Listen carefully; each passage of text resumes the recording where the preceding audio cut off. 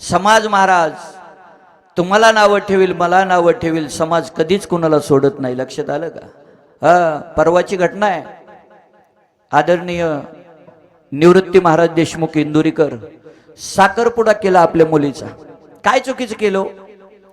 मुलीचा साखरपुडा केला. इतक्या त्याच्यावर कमेंट आल्या, बस इतक्या कमेंट आल्या की ते वाचू सुद्धा आपण शकत नाही, अशा कमेंट आल्या.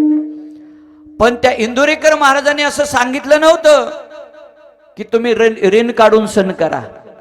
तुमच्याकडे पैसे नाहीत तर तुम्ही दुसऱ्याचं कर्ज घेऊन लग्न मोठे करू नका. तुमच्याकडे असेल तर तुम्ही जरूर मोठं करा.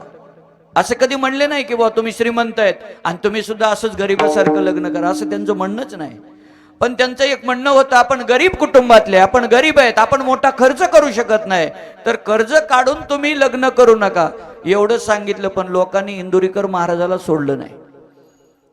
इतकं ट्रोल केलं इंदुरीकर महाराजाला.